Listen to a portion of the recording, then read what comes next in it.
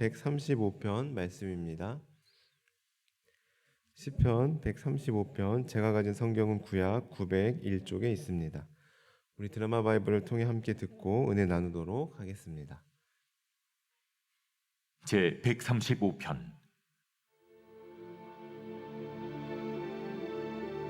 할렐루야. 여호와의 이름을 찬송하라. 여호와의 종들아 찬송하라. 여호와의 집, 우리 여호와의 성전, 곧 우리 하나님의 성전 뜰에 서 있는 너희여, 여호와를 찬송하라. 여호와는 선하시며 그의 이름이 아름다우니 그의 이름을 찬양하라. 여호와께서 자기를 위하여 야곱, 곧 이스라엘을 자기의 특별한 소유로 택하셨음이로다. 내가 알거니와 여호와께서는 위대하시며 우리 주는 모든 신들보다 위대하시도다. 여호와께서 그가 기뻐하시는 모든 일을 천지와 바다와 모든 깊은 데서 다 행하셨도다. 안개를 땅 끝에서 일으키시며 비를 위하여 번개를 만드시며 바람을 그 곳간에서 내시는도다.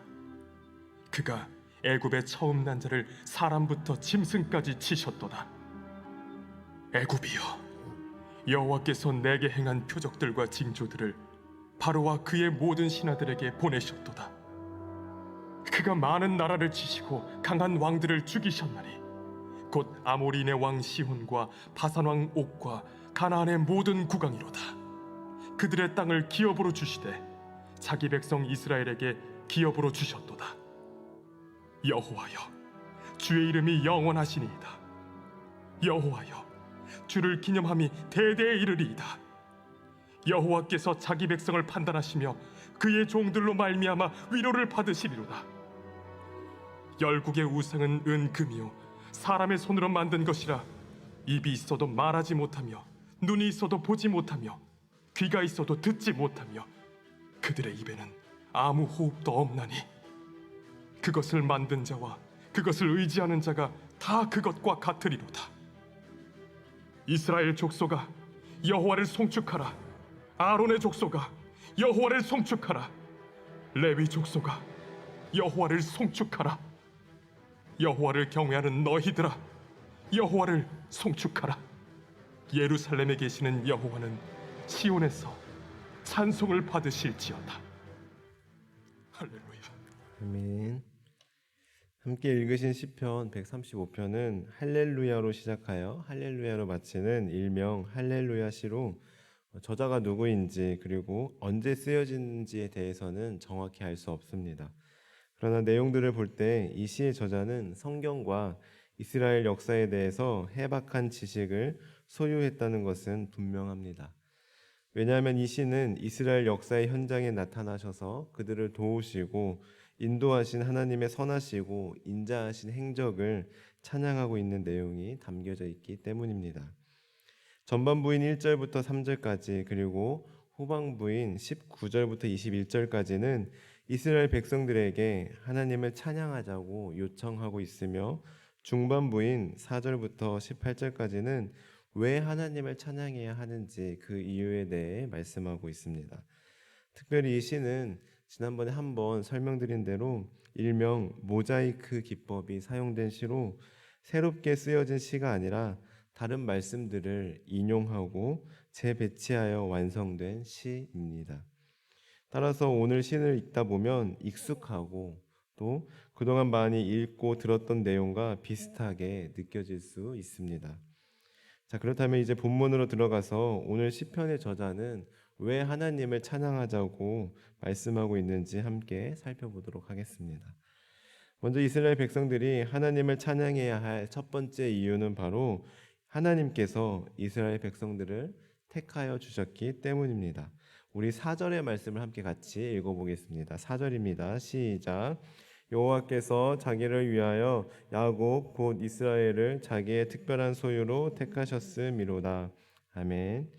여기서 택하다라는 것은 히브리 원어로 바하르라고 하는데 이 단어에는 사랑하다 그리고 인정하다라는 뜻이 담겨져 있습니다. 즉 누군가를 택한다는 것은 그 사람을 인정하고 그 사람을 믿으며 그 사람을 사랑한다는 의미가 담겨져 있습니다. 하나님께서 우리를 그렇게 사랑하시고 인정해 주셔서 택하여 주셨다라는 것입니다. 이러한 사실은 엄청난 은혜이자 정말 하나님을 찬양할 수밖에 없는 이유로 충분합니다. 왜냐하면 우리 사람들만 봐도 내가 누군가에게 택함을 받는다는 것은, 누군가가 나를 선택해 준다는 것은 참 고맙고 감사한 일이기 때문입니다. 그만큼 나를 향한 신뢰가 있기 때문에 선택해 준 것 아니겠습니까? 더군다나 사람들은 누군가를 선택할 때 그 사람의 능력이나 업적, 인성 등 여러 가지를 신중하게 판단하여 선택합니다. 그러나 하나님께서 이스라엘 백성들을 택하신 이유는 다른 민족에 비해 뛰어나거나 무슨 공로가 있어서가 아니었습니다. 전적으로 하나님의 주권적인 은혜의 결과였습니다. 그래서 베드로전서 2장 9절에서도 이렇게 말씀하고 있습니다. 너희는 택하신 족속이요 왕 같은 제사장들이요 거룩한 나라요 그의 소유가 된 백성이니. 하나님께서 간공적으로 택하셨기 때문에 우리들은 하나님의 소유라고 분명하게 말씀하고 있습니다. 이 얼마나 감사하고 감동적인 일입니까? 생각해 보십시오. 나의 어떤 능력이나 업적이 아닌 나를 있는 그 자체로 봐주고 인정해 주는 것도 참 감사한 일일 텐데, 하물며 다른 사람도 아니라 하나님께서 나를 선택해 주셨으니 얼마나 감사하고 어찌 찬양하지 않을 수 있겠습니까? 이처럼 하나님께서 주권적으로 오직 은혜로 우리를 택하시고 부르셨으니 우리는 마땅히 하나님을 찬양해야 하는 것입니다. 하나님을 찬양해야 하는 두 번째 이유는 바로 하나님은 온 우주 만물을 창조하신 유일하신 하나님이시기 때문입니다. 우리 5절의 말씀을 함께 같이 읽어보겠습니다. 5절입니다. 시작. 내가 알거니와 여호와께서는 위대하시며 우리 주는 모든 신들보다 위대하시도다. 아멘. 여기서 위대하시다라는 것은 히브리 원어로 가돌이라고 하는데, 이것은 광대하다, 탁월하다, 장엄하다라는 의미를 가진 단어로 온 천지 만물과 역사를 주관하시는 하나님의 섭리를 나타내고 있는 단어입니다. 또한 모든 신들보다 위대하다라는 말은 다른 신들과 비교했을 때 하나님이 좀 더 뛰어나다는 상대적인 우월성을 나타내는 말이 아니라 하나님의 절대성과 유일성을 같이 나타내는 말로 오직 하나님만이 유일하신 참신이라는 의미를 담고 있습니다. 그러면서 이어지는 6절에서 14절까지 하나님의 위대하심과 탁월성 그리고 절대적 우월성에 대해 계속 말씀하고 있습니다. 이러한 하나님의 위대하심과 우월하심과는 대조적으로 15절부터 18절까지는 우상의 무가치함과 그것을 의지하는 어리석은 자들의 비극을 언급하고 있습니다. 제가 새 번역으로 15절부터 18절까지를 읽어드리겠습니다. 다른 나라의 우상들은 은과 금으로 사람이 손으로 만든 것이므로 입이 있어도 말을 못하고 눈이 있어도 볼 수 없고 귀가 있어도 듣지 못하고 입으로 숨도 쉴 수 없으니 우상을 만든 자들과 우상을 의지하는 자들은 누구나 우상과 같이 될 것이다. 아멘. 어떻습니까? 위대하신 하나님과 완전히 다르지 않습니까? 특별히 14절에 기록된 하나님의 모습과 비교해 보십시오. 14절도 제가 표준 세번역으로 읽어드리겠습니다. 주께서 당신의 백성을 변호해 주시고 당신의 종들을 위로하여 주신다. 아멘. 하나님은 자신의 백성들을 변호해 주시고 위로해 주시고 책임져 주시는 반면 우상은 아무것도 할 수 없습니다. 왜냐하면 읽어드린 말씀 그대로 우상은 애초부터 사람이 손으로 만든 것이기 때문에 입은 있어도 말을 못하고 눈이 있어도 볼 수 없고 귀가 있어도 듣지 못하고 입으로 숨도 쉴 수 없기 때문입니다. 한마디로 우상은 죽은 신이기 때문입니다. 아니, 죽어 있었던, 애초부터 생명조차 없었던 동상에 불과하기 때문입니다. 그렇기에 그 죽은 신, 동상에 불과한 우상을 의지하는 자들은 역시나 마찬가지로 우상과 같이 될 수밖에 없는 것입니다. 그럼에도 불구하고 우상을 믿고 섬기는 사람들이 있으니 얼마나 어리석고 안타깝습니까? 그러나 우리가 믿는 하나님은, 우리를 택하여 주신 하나님은 지금도 살아 역사하시고 온 우주 만물을 운행하고 계시며 우리를 보호하시고 위로해 주시니 우리는 마땅히 유일하신 위대하신 참 신이신 하나님 한 분만 찬양해야 하는 것입니다. 이처럼 시인은 하나님을 찬양해야 할 이유를 충분히 설명한 후 19절부터 21절까지 말씀에서 다시 한번 하나님을 찬양하자고 독려합니다.